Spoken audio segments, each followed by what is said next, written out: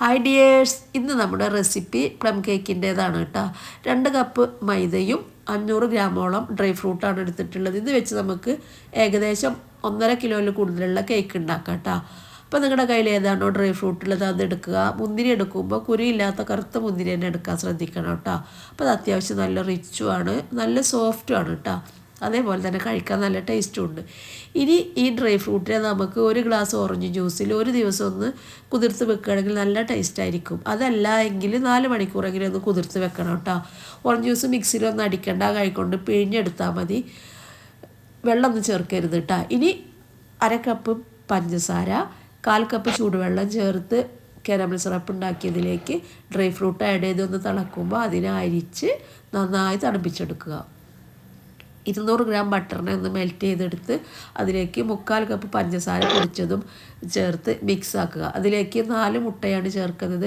മുട്ടയും ഒന്ന് നന്നായി ബീറ്റ് ചെയ്തെടുക്കണം കേട്ടോ.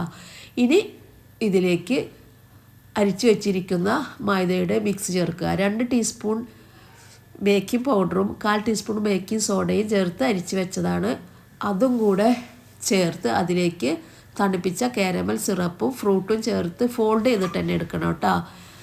മിക്സ് ആക്കുമ്പോൾ ഒരുപാട് കുത്തി ഇളക്കി മിക്സ് ആക്കരുത്, ഫോൾഡ് ചെയ്യണത് പ്രത്യേകം ശ്രദ്ധിക്കണം കേട്ടോ. ഇനി ഇതിലേക്ക് ഗ്രാമ്പൂവിൻ്റെയും ജാതിക്കയുടെയും പൗഡറാണ് ചേർക്കുന്നത്. പിന്നെ 4 ടേബിൾ സ്പൂൺ ഓറഞ്ചിൻ്റെ ജസ്റ്റ് നിങ്ങളുടെ കയ്യിൽ ഇല്ല എങ്കിൽ ഓറഞ്ചിൻ്റെ തൊലി ഒന്ന് ഗ്രേറ്റ് ചെയ്തെടുത്താൽ മതി, വെള്ളം ചേർക്കരുത് കേട്ടോ.